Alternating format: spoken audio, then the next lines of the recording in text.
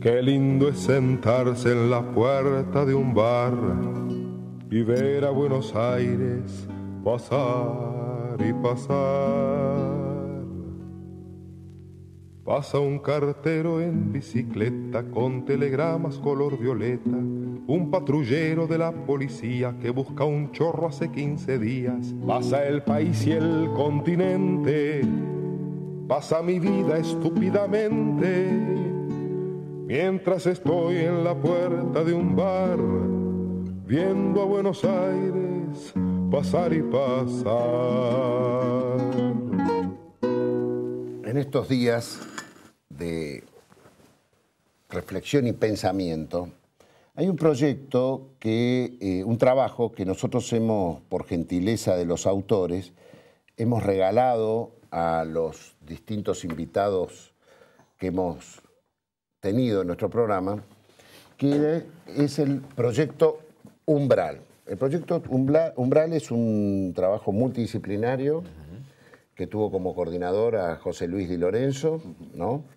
Y a Oscar Castellucci y Pancho Pestaña, Francisco Pestaña, mi compañero en la Universidad de Lanús. De tantos años.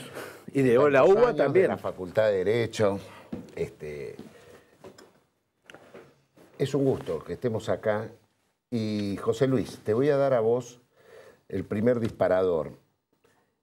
Este trabajo, que trata de hurgar la historia de los argentinos y el proyecto en el cual insertar o se inserta nuestro país, a mí me dio la particularidad que rompe con el mito de que los argentinos descendemos de los barcos. Y no es casual entonces que en la tapa del libro esté la puerta de Tiahuanaco. Es todo tuyo. Sí, bueno, justamente, ¿por qué se llama Proyecto Umbral? Porque la propuesta, que es una propuesta inspirada en un gran filósofo argentino, que es Gustavo Sirigliano, trata de bajar los muros culturales que nos obturan ver toda nuestra realidad, y son muros de la dependencia. Es decir, hay un muro, el más lejano, que dicen que la patria nació con la colonización española.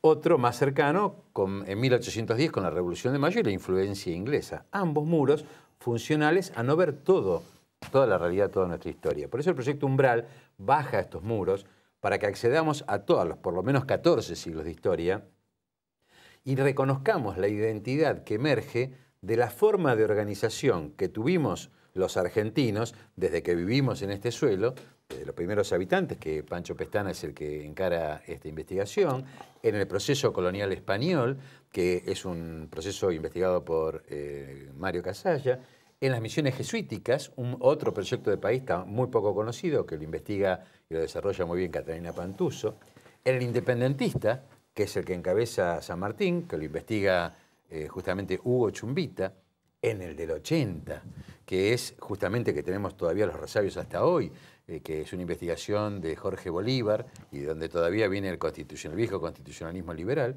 el de la justicia social, que lo desarrolla también Oscar Castellucci, y finalmente el antiproyecto o proyecto de sumisión incondicionada al norte imperial, que es el proyecto de desorganización social que nace con el golpe de 1976 y que, bueno, que cuando escribimos este libro hace 4 años poníamos un interrogante cuándo terminaba y, bueno, algunos creemos que ha tenido un punto de inflexión en el 2003 y un cambio de rumbo a partir del 2007, a partir de las últimas elecciones que terminan marcando un rumbo por parte del pueblo argentino. Pero bueno, justamente de lo que se trata, Eduardo, es de resignificar el pasado. ¿Para qué? Para hacer historia, porque si no, para conquistar el futuro. Y tuvimos una gran alegría. Esto fue escrito antes de los festejos del Bicentenario. Sin embargo, el pueblo, en el Bicentenario, recuperó toda la historia, porque mientras festejábamos los 200 años de la Revolución de Mayo, emergieron los 14 siglos de historia y los que se denominan pueblos originarios, o nosotros llamamos primeros habitantes, también estuvieron en el festejo, y todo lo que se ocultaba, todo lo que se desaparecía, que hace un modelo cultural dependiente, reapareció justamente en el Bicentenario. Bueno, nos alegramos que esto sea un aporte, no terminado, para, bueno, redescubrir nuestra verdadera identidad sin negar nada de lo que fuimos, porque es parte de esta personalidad social que nos va a permitir liberarnos. Vamos a decir, antes que le dé la palabra a Pancho para que hable de los comienzos, que este trabajo, que ha podido ser realizado por el trabajo, por el aporte de dos grandes gremios que les interesa el pensamiento, ¿no? El Sindicato política. Único de Trabajadores de Edificios de Renta y Horizontal, cuyo secretario general es nuestro amigo Víctor Santamaría, ¿no? Y la Fundación Octubre también está.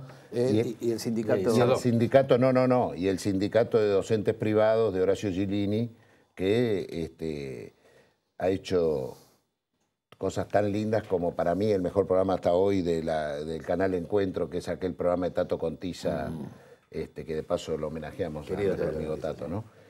Pancho, tu palabra. Sí, en realidad, el umbral yo, digamos, básicamente es una provocación. Provocamos a reflexionar, no aspira a ser un texto universitario ni un texto científico, sino más bien una provocación para la reflexión. Y lo escribimos en un tiempo de cambio, ¿no? Nosotros después del 2001 creo que empezamos de alguna manera todos a madurar esta posibilidad de reflexión colectiva que se materializó con Umbral. En el caso, y obviamente, ¿por qué hicimos esto? Porque la historia, el relato histórico es un elemento de la identidad colectiva.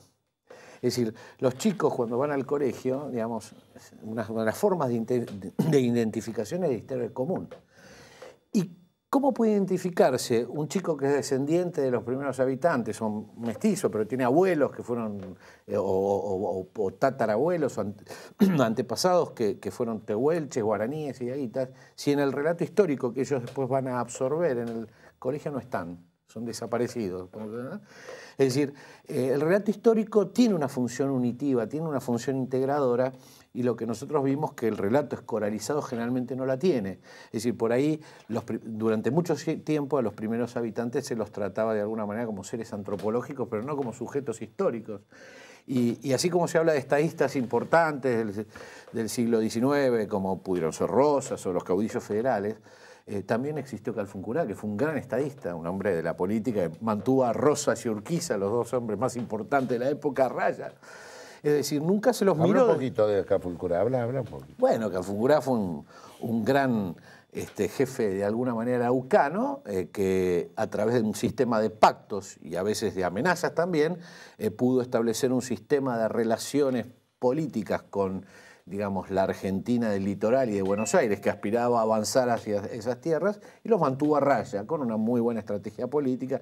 A veces se aliaba con Rosas y jorobaba un poco Urquiza, a veces se aliaba con Urquiza. ¿Dónde tenía su sede? ¿Por dónde estaba geográficamente Calfuncurá en la provincia de Buenos Aires? En realidad ahí no había límites, bueno, más al sur, casi en la Patagonia, al sur de la provincia de Buenos Aires, más para el lado de Patagonia. Pero lo importante de Calfuncurá como representación es que nosotros estamos provocando a las universidades y a las academias a que ese pasado sea visto no desde el punto de vista antropológico, sino como sujetos históricos, y que al relato común se incorpore ese pasado, porque todo pasado es nuestro pasado. Y para eso tuvimos digamos, información muy interesante en ese momento procesada por Carnese, que es el jefe del Departamento de Antropología Genética de la Universidad de Buenos Aires, que estaban haciendo estudios sobre las herencias, o sea, cuál era el porcentaje de argentinos que de alguna manera tenemos, es parte del ADN de esos primeros habitantes. Hay provincias donde eso es el 50%. Acá en Argentina hay bilingüismo. ¿En qué año es eso? Eso se hizo hace 4 años. En realidad es una encuesta permanente, es datos recientes. Pero no hace falta eso, es simplemente mirar las caras. Pero aparte, por ejemplo, la Argentina es bilingüe inglés-castellano en Buenos Aires, pero en Corrientes es guaraní-castellano. Es decir, nosotros cuando hablamos de Santiago del Estero, el quechua. Quechua también. Es decir, nosotros cuando hablamos de medicina hablamos de las pastillitas, y sin embargo, en gran parte de la Argentina la primera, de alguna manera, acción que uno realiza para tratar de restaurar la armonía que se produce con una enfermedad, como lo llamamos mala enfermedad, es ir a buscar el yuyito, es decir, esa idea de curarte, de que la naturaleza tiene... Yo te cuento una cosa. Y ahora en Pharmacity ya pusieron... Es decir, fíjate... Yo te voy a contar una cosa que me pasó a mí cuando tenía 18 años, ¿no? Estaba en la cordillera, en la escuela Mamá Margarita, que era la escuela de Monseñor Jaime de Nevar, estábamos dando maestro rural, y por primera vez vi cómo era la tribu Namuncurá esa, cómo detectaban cuando una mujer estaba embarazada o no, inyectaban a un sapo con la primera orina de la mujer. Cuando vine a Buenos Aires a estudiar, acá lo conocen técnicamente como el método Galli-Magnini. ¿Quién era Galli-Magnini? Dos tanos que fueron a esa zona, vieron cómo los indios así, después la patentaron a nivel internacional y te vendían el método, el análisis método Galli-Magnini. Pero en verdad, acá nuestros aborígenes lo hacían mucho antes, 500 años antes. 1500, más de 1000 y pico de plantas digamos, con capacidad curativa, que obviamente muchas de las cuales ya las registraron los laboratorios norteamericanos y alemanes. Claro. Eso se llaman recursos biogenéticos. Exactamente. Bueno, yo voy a ir a una pausa y me guardé el capítulo que más me gusta a mí, que es el capítulo de la justicia social, donde vamos a charlar con Oscar Castellucci y ustedes aportan. ¿Te parece bien? Vamos a un corte, señor director, y ahora seguimos con Oscar. La secretaria del Ejecutivo, un jubilado tangos de antes, Jorge Luis Borges, la niña y su amante, mirando a la gente que pasa a mi lado. Pasa la guardia del presidente, los sables al aire, todos dementes. Pasa la historia de nuestra nación. Rubio peronista, ¿qué reflexión le trae esto que hemos estado conversando? Y tenemos historiadores y me parece que está buenísimo esto de empezar a resignificar el pasado. Me parece que hay errores que ya no se deberían seguir cometiendo. Creo que hay muchos errores imperceptibles, capaz, por ejemplo, en la geografía porteña, que son culpa de no haber estudiado bien la historia. Por ejemplo, hay en muchas ciudades de zona sur donde Lavalle y Dorrego se cruzan, ¿no? Digo, creo que esto se podría evitar. Digo, el que las diagramó no sabe que Lavalle fusiló a Dorrego, que faltó clase de historia ese día, se estaba haciendo gracioso. O dijo, pongámoslo a estos dos acá a ver si se matan. ¿No? Yo me imagino, ¿viste? Cruzándose los dos. Yo, mirá con quién me vengo a encontrar, ¿viste? Lavalle se cruza con Dorrego. ¿Y qué hace de Dorrego? Y acá ando, fusilado, ¿no? Tu familia, mis huérfanas bien, gracias, ¿no? Mi viuda laburando de costurera. Ah, de costurera, le dice Lavalle. ¿Sabés que en Capital venden unas máquinas de coser buenísimas en Talcahuano y yo? ¿No? Digo, me imagino esa situación. Está bueno. Quiero hacer una aclaración también. Estos chistes sobre historia argentina. Mi esposa es una gran comediante también, esto es algo que vos, no sé si vos lo sabías, no. Y la que se dedica a hablar de historia, los monólogos, es en realidad mi esposa y yo se los tomé prestados. Es muy interesante. De hecho, yo tengo una teoría con respecto a la historia, y es que creo que Sarmiento se hizo la rata y nos lo ocultó la historia metrista, ¿no? Digo, eso es una teoría que tengo. Cuando nosotros empezamos a pensar el pasado, encontramos cosas muy interesantes, como por ejemplo que Güemes, el caudillo salteño, Güemes era gangoso. Y esto muy poca gente lo sabe. Mirá que está Felipe Argüello acá sentado, hombre sí. Güemes era gangoso. Es cierto. Era gangoso. Y sin embargo era un gran orador. Y los gauchos daban la vida por Güemes. Algunos historiadores ya han llegado a la conclusión que es que los gauchos preferían morir antes de seguir escuchando hablar a su líder, ¿no? Porque, claro, una cosa es liberar, viste, América, el grito de seamos libres, que lo demás no importa nada, pero hay que tener huevos para liberar Salta, el grito de seamos libres, que lo demás no importa nada, ¿no? Bueno, este es un poquito del Rubio peronista. Ya pusieron ahí la placa permanentemente, que lo pueden ver los sábados y los domingos. En la Manzana de las Luces, Perú 272, con entrada libre. Ahí está. Y que reserven. El mail, está todo para anotarse. Está todo delivery. Reserva las entradas que quedan pocas funciones. Muy bien, muy bien. Bueno, la próxima venga con su mujer, vamos a hablar de historia. Ya tengo que venir con mi vieja, con mi mujer. Sería muy buena. Y dejamos a la mujer directamente. Así es.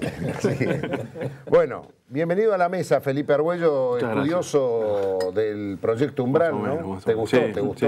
Sí, estoy en eso. Maravilloso. Muy interesante. Bueno, este prócer que me has regalado hoy, la presencia de Oscar Castellucci, que me alegro, gracias Oscar, porque sé que no estás yendo a la televisión para estas cosas, que hayas venido al programa Café Las Palabras. Vamos a hablar después de la Asociación Civil Martín Castellucci, bueno. Que es lo que te lleva todas las horas de todo el tiempo, cosa que habla muy bien de vos. Pero ahora le cedo a nuestro coordinador general, don José Luis Di Lorenzo Iobes. Oves no vino, pero no importa. Nada, bueno, yo qué sé, a mí realmente, a nosotros como grupo, hay varias aristas muy interesantes de esta investigación. Primero, que va a ser realmente una obra colectiva. Esto no es una obra de intelectuales que se pusieron a pensar en un escritorio, sino que nos reuníamos sistemáticamente con la coordinación política gremial que ejercían Víctor, Santa María, Horacio Guirini, Daniel Di Bartolo, y entre todos debatíamos lo que investigaba cada uno. Esto fue realmente elaboración colectiva. Es muy interesante. El otro tema fundamental es que no es casualidad que Cirigliano nos convocara a pensar los proyectos de país, porque en realidad lo que estamos viendo es la forma de organización social que siguieron los pueblos en cada etapa. De esto podríamos hablar varios programas. Pero una de las formas de organización que fue desaparecida, negada de la historia y borrada es la que investigó Oscar Castellucci, que es el proyecto de la justicia social. Que, bueno, que de alguna manera, por bárbaro, fue desaparecido, ocultado. Que mejor puede contar algunos de los múltiples rasgos de Oscar, ¿no? ¿Cómo te encontraste en este estudio del proyecto Umbral con la justicia social? No fue fácil encararlo, digo. Era, como bien dijo José Luis, se trabajó en grupo. El producto es grupal, si bien tiene una ejecución individual. Realmente cada uno de nosotros fue modificando posturas. Esto no son 7 artículos que se juntaron en un libro y se sacaron. Producto de un debate. Producto de un debate. Nos reunimos permanentemente y a mí me tocó bailar con la más linda, que es difícil, porque con la más fea puede bailar cualquiera y no se nota, que era abordar el tema del proyecto que de algún modo articulaba al resto y cuya continuidad en el presente hacía mucho más difícil la lectura y la mirada. Creo que el producto final se facilitó mucho por ese trabajo en conjunto y fue retomar con una mirada que yo siempre sostuve como docente y como investigador del tema histórico, que podía escribirse el proyecto de la justicia social, que podía desarrollarse un trabajo académico en torno al peronismo siendo peronista. Que era una impugnación muy tonta que se sigue habitualmente, ¿no? Que se dice, no, bueno, vos no podés escribir este tema porque vos tenés una definición que te acerca al tema que escribís. Con lo cual, yo siempre digo que qué loco sería que los liberales no hubiesen podido escribir del liberalismo o los marxistas del marxismo. Pero nosotros teníamos una inhibición de ese tema y creo que la superamos con esto. Y no solo la superamos desde la elaboración de un producto o de un capítulo, sino que verdaderamente articulamos ese proyecto inescindible del resto de los proyectos. O sea, no hicimos nuestra historia y negamos la otra historia, sino que pusimos este proyecto como articulador de otros proyectos. Por eso me parece, y decía Pancho antes, que era una provocación, y es una provocación a pensar, a crear. No trabajamos con prejuicios, con preconceptos.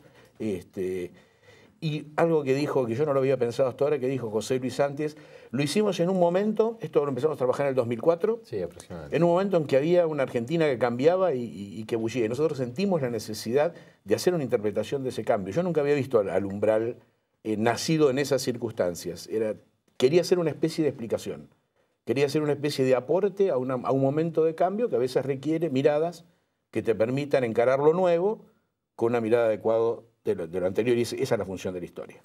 Y yo creo que desde ahí cumplimos una tarea importante y creo que es una propuesta importante. ¿Y qué fue lo que te sorprendió? O sea, ¿la justicia social la abordás desde el peronismo, o sea, desde la etapa peronista, o la abordás desde el comienzo de la argentinidad, digamos? No, está la articulación de todos los proyectos, pero esto fue todo un gran debate, digamos, de cuándo empezaba el proyecto, ¿no? Y un poco sentimos que en lo específico, por ejemplo, no podíamos empezar a hablar del peronismo, por ejemplo, sin hablar de Forja. Claro. Por ejemplo, es decir, el momento de la manía que tienen ciertos historiadores de fijar un punto de partida y un punto final fue objeto de una gran discusión, que no arribamos a una conclusión. Pero era imposible, y creo que sería absurdo como investigador, tratar de que el peronismo, la justicia social, se explique desde sí mismo, sino en la coherencia de un proyecto, en las interrupciones que tuvo ese proyecto y en las transformaciones que tuvo en la continuidad. Por eso decimos que nuestra historia es toda historia, aquella que compartimos y aquella que no compartimos, porque es lo que nos permite explicar los cambios y es lo que te permite construir el futuro de otra manera. Yo, me parece muy interesante en el libro, en el proyecto, se hace una definición y un análisis de lo que significa un proyecto, pero a la vez también se plantea que existe la figura del antiproyecto, y me parecía interesante ya que están los autores. Yo creo que este fue también otro disparador. Digo, primera diferencia, continuando con lo que dice Oscar, lo que vos planteás, Cirigliano enseña la diferencia entre modelo y proyecto. A veces modelizan los teóricos o a veces modelizan los políticos. Un modelo se convierte en proyecto cuando es impuesto, como el colonial español, o cuando es aceptado por un pueblo, el 17 de octubre, o las últimas elecciones del 54 y pico % de Cristina Fernández de Kirchner. Estos son momentos donde hay una apropiación popular de la modelización. Esto un poco nos ayudó a tratar de definir las distintas etapas, que no son del todo pacíficas. Pero lo del antiproyecto, o proyecto de sumisión incondicional al norte imperial, tiene una cosa muy interesante. ¿Qué es el norte? Todo el mundo piensa en Estados Unidos. No, es el arriba. En la escala jerárquica es el mundo de las finanzas, el mundo global, el mundo de la especulación financiera que nos domina. Esta sumisión al norte imperial generó para la dominación, necesitó justamente desaparecer la historia, desaparecer los sujetos físicos, que es una metodología que viene desde el 55 en adelante. No nos olvidemos que se había desaparecido el cadáver de Evita, sí. No nos olvidemos que se desapareció el peronismo por el decreto 4161, no nos olvidemos que se desaparecieron 30.000 compañeros. Esta metodología era para quebrar la voluntad de un Estado, ¿para qué? Para en nombre de una falsedad comunicacional, que es la autodenominación de proceso de reorganización nacional, hacer todo lo contrario, desorganizar. Esto se explica muy claramente. Como órgano vital, si a mí me arrancan un brazo, me arrancan el otro, me arrancan la cabeza, me desorganizan, me matan. Cuando se desorganiza la nación, se la disuelve, se la mata. El sujeto central desaparecido fue el trabajo y el trabajador. ¿Por qué? Porque era el enemigo del mundo de la especulación que se vino a imponer a sangre y fuego. Esto es un tema que es por eso la importancia y la centralidad de poner en Proyecto Umbral la revisión de las formas de organización en cada etapa histórica. Porque de la desorganización se sale con una organización. Y la organización no es producto de la creación individual, sino de un pueblo que tiene una identidad propia de lo que fue y de lo que va a seguir siendo. Hay un consenso, digamos. Hay un consenso y hay una identidad. Así como está el ADN mitocondrial del que hablaba Pancho Pestana, que identifica nuestra herencia en sangre, nosotros tenemos un ADN cultural, lo sepamos o no lo sepamos, que es parte de nuestra personalidad social. El modo de dependencia brutal es que los europeos, así como dibujaron un mapa más grande de Europa para que no se notara que era un mundo muy chiquito el que dominaba un mundo muy grande, esta América nuestra, también crearon una supremacía cultural haciéndonos creer que los primeros habitantes eran salvajes porque eran ágrafos y la cultura la traía Europa y teníamos nuestra propia cultura. Vamos, la verdad que da para hacer 2 o 3 programas este tema, ¿eh? Yo quiero decir... Eduardo nos dio como para hacer casi 1000 páginas. Decime una cosa, hay que hacer el video, el DVD de esto. Bueno, se aceptan contribuciones. Con mucho gusto, con mucho gusto. Y la producción general de Víctor Santamaría. Escúchame. A los gremios hacen un gran aporte. Proyecto Umbral, ¿dónde se pueden conseguir los...? Editorial Cicus está en las librerías. Aprovechemos y mandémosle un gran abrazo a Coco Manuquian, el editor de Cicus que se ha jugado a esto. No es un tema que normalmente los editores se jueguen, ¿no? Sí, sí.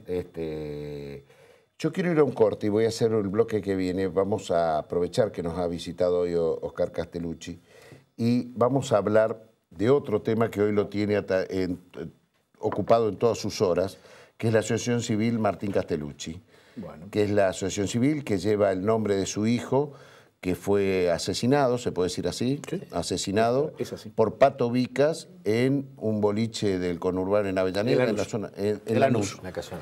En Lanús, y que increíblemente, a partir de ese hecho, Oscar y su familia y sus amigos han formado una asociación civil donde trabajan para que los Pato Vicas, que eran asesinos de su hijo, se transformen los que llevan adelante en preventores de la noche y no en castigadores de la gente que va a divertirse, los chicos jóvenes. De esto vamos a hablar en el próximo bloque. Un jubilado tangos de antes, Jorge. Pasan oscuros los empleados clavándole el codo al tipo de al lado. Habíamos prometido en el bloque anterior que íbamos a hablar de la Asociación Civil Martín Castellucci. Asociación civil que surge a partir del 6 de diciembre del año 2006, ¿no? Que Martín, hijo de Oscar, va a bailar a un boliche de Lanús y los bestias de ese momento, que eran los que tenían la seguridad, los famosos Pato Vicas, a golpes muere Martín y esa terrible situación hace que Oscar potencialmente, yo acá, perdóname, le salió lo mejor del peronismo, que es tratar de construir algo para evitar que estas cosas sigan sucediendo, no clamar la venganza que no resolvía el tema futuro para otros, ya había pasado lo trágico y lo duro, y funda esta Asociación Civil Martín Castellucci que, entre otras cosas, por ejemplo, ha sancionado una ley nacional, ¿no? Que es la 26370, que es la ley que regula la actividad y la formación que deben tener esta gente, ¿no? Así es. Bueno, decime, Oscar. Bueno, nosotros, después de que vivimos la circunstancia terrible del asesinato de Martínez, las circunstancias como vos las narrás, digamos, una de las primeras cosas que percibimos como familia era la ausencia del Estado en el sentido estricto que tiene esta palabra, porque cuando el Estado está ausente, no está ausente. Lo que permite es el libre juego de los débiles y de los poderosos y permite que los poderosos lastimen a los débiles. Por eso el Estado no estaba ausente, digamos, su ausencia convalidaba en la noche este sistema, un Estado que se había retirado de la seguridad, bueno, se había retirado de tantas cosas, ¿no? En la época de la dictadura, entre otras cosas de la seguridad, permitió una explosión de la seguridad privada y dentro del esquema de la seguridad privada el tema de los que controlan el acceso a los boliches, sin ningún tipo de regulación, y esa ausencia de regulación, esa ausencia del Estado llevó a que se produjera lo que se produjo. Entonces nosotros nos planteamos en una primera instancia algo que parecía quijotesco y como predominaba el sentimiento de que no queríamos que otros pasaran por una situación tan terrible y tan dolorosa, lo que decidimos es movernos en tratar de encontrar caminos para que hubiera políticas públicas, que es la única forma por la cual esa realidad se puede modificar. Esto no se puede modificar con gritos, el dolor solo no modifica, sino que lo que modifica es que el Estado abandone ese estado de prescindencia, regule a favor de los más débiles. Y bueno, nosotros trabajamos mucho, da para hablar mucho el tema, pero trabajamos, nos vinculamos, había un gremio que se estaba formando de los patovicas, pero cuyo nombre técnico es Controladores de Admisión y Permanencia. Hicimos un gran esfuerzo de trabajar juntos. ¿Pudieron? Pudimos, sí, digamos, todo lo que logramos es porque trabajamos juntos. Sudcapra se llama el gremio. Leandro Nazar es el secretario general, un muchacho joven, una persona excelente. Impulsamos juntos la ley, se sancionó la ley y a partir de la sanción de la ley empezaron a crearse las instituciones, un registro. Adhirieron algunas provincias, muy avanzado, trabajamos mucho en la provincia de Buenos Aires, creó un registro provincial y dentro de las cosas que exige la ley para cumplir la función, es algo que se está desarrollando, va a llevar mucho tiempo. Al Estado se lo destruye muy rápido, pero se lo reconstruye de manera muy lenta y estamos en esa reconstrucción lenta. Se ha creado un registro donde los que hacen ese trabajo tienen que inscribirse. Para inscribirse se les exige presentar un certificado de antecedentes, un certificado de aptitud psicológica, entre otras cosas, y una capacitación obligatoria. Capacitación obligatoria. ¿En qué consiste la capacitación obligatoria? Bueno, en donde se está desarrollando esto en este momento es en la provincia de Buenos Aires. Se ha creado un centro de formación profesional que lleva el nombre de Martín y que es producto de un convenio entre la Dirección General de Cultura y Educación de la provincia y el gremio. D'Amico. Bueno, es la parte de cultura. Sí. Sería Oporto. En aquel momento era Oporto y es Mario Oporto, actual diputado nacional. Actual diputado nacional. Y Daniel Belinche, que era el subsecretario de Educación. Creamos el centro, me ofrecieron la dirección del centro, acepté. Y bueno, estamos trabajando hace 2 años en esto, estamos dictando los cursos. Estamos trabajando, es bastante complejo, no había antecedentes, no teníamos de dónde copiarnos, por decirlo de alguna manera, con lo cual nos permitió el trabajo muy lindo de crear algo, pero también es muy difícil cuando no tenés referencias, porque te equivocás y tenés que corregir. Pero bueno, en 2 años tenemos 150 egresados, ya creo que pasamos la etapa de piloto, digamos. Estamos dando el curso en La Plata, en Lanús, en Quilmes, en Tigre, y estamos haciendo una experiencia en el interior de la provincia, en Tandil y en el Partido de la Costa. Y bueno, es un gran esfuerzo porque... ¿Ciudad de Buenos Aires? Bueno, Ciudad de Buenos Aires se adhirió hace poco a la ley y recién estamos en la primera etapa de diálogo. Pero lo que queremos a través de la capacitación, Eduardo, es que cambiar la mirada. Lo que nosotros decimos es transformar un patovica en un controlador de admisión y permanencia. Claro. Un tipo que comprenda que frente a sí tiene que él tiene derechos, pero que frente a sí tiene una persona que tiene derechos y que él está en ese lugar no para proteger la propiedad privada, eso es lo que hace un vigilador, y lo que hace la ley es separar a los controladores de los vigiladores privados, que él lo que está ahí es para garantizar la seguridad de los que asisten al espectáculo. Y en esa lucha estamos. ¿Te puedo decir una cosa? Me gustaría hacer un programa con vos y el secretario general del gremio, con Nazar, porque lo que estás mostrando es cómo de un hecho dramático donde lo natural es que se enfrenten para siempre el que defiende al Patovica con la víctima, el particular damnificado, has construido nada más y nada menos que una ley que permite capacitar a esta gente. A mí me parece una experiencia, es la primera vez que escucho una experiencia de esta envergadura, y me gustaría, yo quiero por ahí en agosto que hagamos una conversación y contar para cualquier cosa que necesites difundir la asociación civil. Cuando quieras. Déjame contar una brevísima anécdota previa, cortado. Era impresionante ver en la etapa previa a la ley, cuando ibas a los actos de capacitación que armaba Oscar, convivir con los Patovica fornidos y los familiares y amigos de Martín en el mismo ámbito. Esto lo logró justamente con voluntad y con esta cosa de un compromiso entre todos. Un ejemplo, la verdad que me encantó y contar incondicionalmente, y me gustaría mostrar una experiencia que no es común en la vida, no es común en la vida. Pero es bueno que se conozca. Por supuesto que sí. Gracias, José Luis, por haber producido este encuentro. No, al contrario. No, muchas gracias de verdad. José Luis es un amigo de muchos años. Felipe, ¿estuvo de acuerdo a las circunstancias? ¿Lo aprueba usted a Felipe Argüello? Que a los jóvenes les interesa el tema es lo que nos interesa a nosotros. Bueno, y que vamos a un corte y en el próximo bloque, te cuento, vos que sos ADN peronista y vos también, Oscar, viene la hija.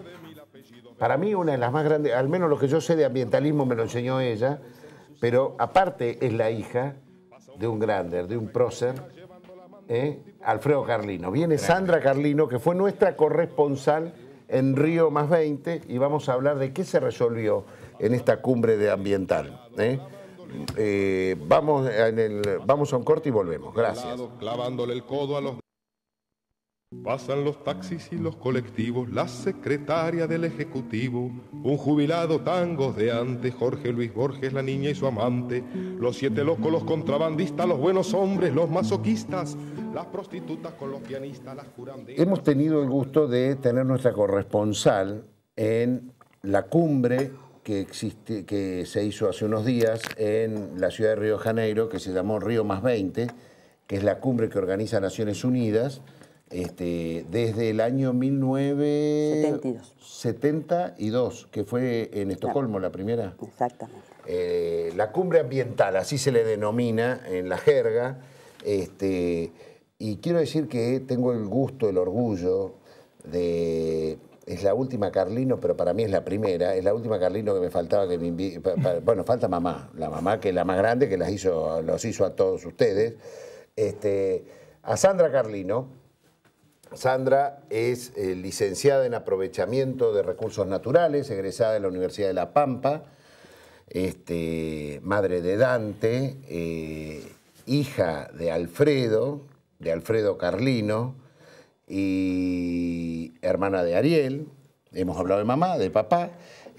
Peronismo por todos los poros. Quiero avisar, porque después van a ver por qué digo esto. Pero si vos me permitís, Sandra, primero que nada, vamos a escuchar al maestro Pepe Mujica, que abrió la cumbre de esta manera, y lo analizamos juntos. ¿Cómo no?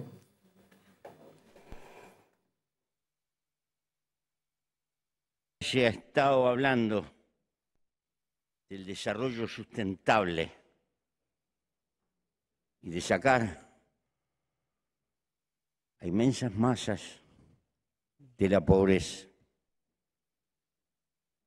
¿Qué es lo que aletea en nuestras cabezas? El modelo de desarrollo y de consumo es el actual de las sociedades ricas. Me hago esta pregunta: ¿qué le pasaría a este planeta si los hindúes tuvieran la misma proporción de autos por familia que tienen los alemanes? ¿Cuánto oxígeno nos quedaría para poder respirar? Más claro, el mundo tiene los elementos hoy materiales como para hacer posible que 7.000, 8.000 millones de personas puedan tener el mismo grado de consumo y de despilfarro que tienen las más opulentas sociedades occidentales, ¿será posible? ¿Y estamos gobernando la globalización o la globalización nos gobierna a nosotros? ¿Es posible hablar de solidaridad y de que estamos todos juntos en una economía que está basada en la competencia despiadada? ¿Hasta dónde llega nuestra fraternidad? Y la gran crisis no es ecológica, es política. El hombre no gobierna hoy las fuerzas que ha desatado, sino que las fuerzas que ha desatado lo gobiernan al hombre. Y la vida. Porque no venimos al planeta para desarrollarnos en términos generales. Venimos a la vida intentando ser felices. Porque la vida es corta y se nos va. Y ningún bien vale como la vida, y esto es elemental. Pero si la vida se me va a escapar, trabajando y trabajando para consumir un plus, y la sociedad de consumo es el motor, porque en definitiva si se paraliza el consumo o si se detiene la economía, y si se detiene la economía es el fantasma del estancamiento y para cada uno de nosotros. Pero ese hiperconsumo, a su vez, es el que está agrediendo al planeta y tiene que generar ese hiperconsumo cosas que duren poco porque hay que vender mucho. Mis compañeros trabajadores lucharon mucho por las 8 horas de trabajo y ahora están consiguiendo 6 horas. Pero el que consigue 6 horas se consigue 2 trabajos, por lo tanto trabaja más que antes.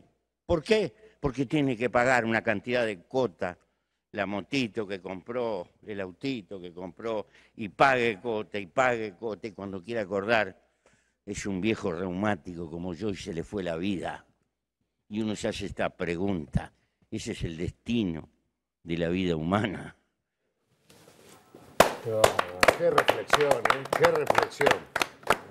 Sandra, y vos me dijiste que estaba tan bueno como Pepe Mujica lo que había reflexionado Evo Morales, ¿no? Sí, bueno, en la misma línea, ¿no? Él habla del buen vivir, que es una de las ideas que también está trabajando. Es decir, ¿qué es el buen vivir? El buen vivir justamente es el buen vivir. Es lo que acaba de decir. Lo que acaba de decir, exactamente. Él describió el mal vivir. El mal vivir, exactamente. Es decir, una vida a escala humana, es decir, una economía a escala humana, una forma, por supuesto, Evo Morales habla desde su condición también de su cosmovisión como indígena, digamos, ¿no? Esta relación con la madre tierra, de la Pachamama.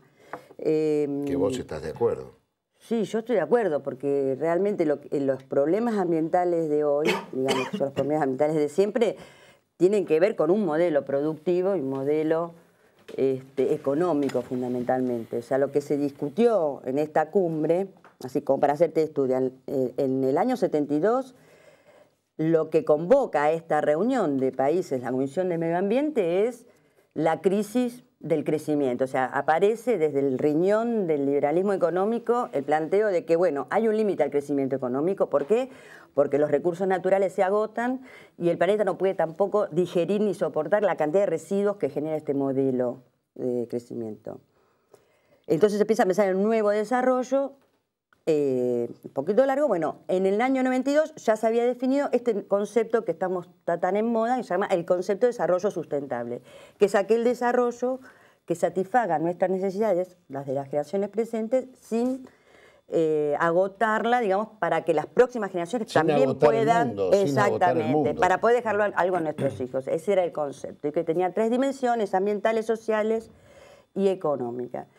Por supuesto, este concepto ha dado también lugar a muchísimas teorizaciones, del marxismo, del liberalismo económico, digamos, a miles de concepciones. Y la cumbre del año 92 generó 3 o 4, como todas las cumbres de la ONU, la verdad, digamos, hemos leído mucho, si fue buena, si fue mala, pero en realidad es una cumbre de la ONU, no íbamos a esperar mucho más, es un consenso, un verde consorcio, digamos, y se tienen algunas tensiones, y justamente lo que estaban planteando los países del tercer mundo o los países en vías de desarrollo, en vías de desarrollo, exactamente, y fundamentalmente el bloque que estamos por suerte armando, que es UNASUR, digamos, tanto Argentina como Brasil, Uruguay, Bolivia, Correa también tuvo un discurso muy interesante. Ecuador, perdón. Correa, presidente de Ecuador. Sí, exactamente. Complementé nada más. Plantearon digamos, este concepto, ¿no? Porque en este encuentro, 20 años después de Río 92, se planteaba, digamos, los países centrales vuelven a la carga, pongamos en contexto, en el año 92 ni siquiera se habló de justicia social. ¿Por qué? Porque venía el neoliberalismo, el derrame iba a resolver todos los problemas, incluso los ambientales, ¿sí? Se comprometieron de ahí. El derrame económico, porque hubo otros derrames, aclaremos, porque en el tema ambiental hay otros derrames. Exactamente. Y además, del año 92 salieron los tratados, tanto de cambio climático como de biodiversidad. O sea, de la defensa, además, hoy un poco cuando Pestaña plantea esto de los recursos genéticos, que son hoy un recurso estratégico, ¿sí? O sea, y los pueblos originarios están defendiendo ese patrimonio cultural. Hay una discusión, es decir, a quién pertenece un conocimiento colectivo. Es decir, nosotros tomamos mate, hace siglos venimos tomando mate, y a quién pertenece la yerba mate, al guaraní, a los criollos, al que lo toma dulce. O sea, es un patrimonio cultural, es muy difícil darle una patente intelectual privada, ¿no? Todas estas cuestiones se discuten en estas furandas. ¿Qué? Pero vos acá viniste con un librito. Yo vine con un librito. Me dijiste, cuando nos encuadrábamos, cuando éramos jovencitos, y leímos este libro, señor director, El Proyecto Nacional, Mi Testamento Político, libro escrito por el general Perón en el año 74. Ese es el discurso de Perón en el año 74. El último Perón. El último. Sandra me dijo, Eduardo, todo lo que se está debatiendo hoy en el medio ambiente es lo que Perón lo escribió en el 74. A ver, explícalo, me quedan 3 minutos, dale. Te explico. Justamente, siempre dejamos al viejo para el final, ¿a vos te parece? Bueno, el tema es así. Justamente las dos cosas que se discutieron hoy son economía verde y gobernanza. ¿Qué planteamos nosotros otra vez?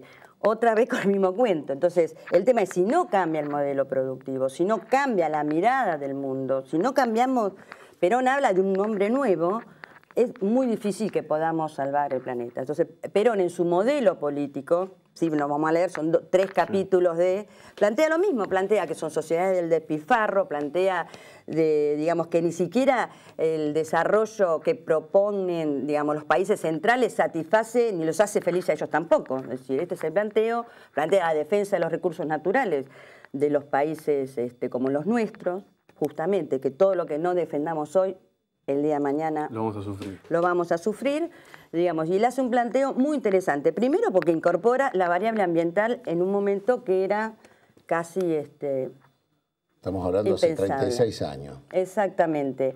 Que son las mismas cosas 38. que hoy volvimos a discutir nuevamente en Río +20, o sea, en el año 2012.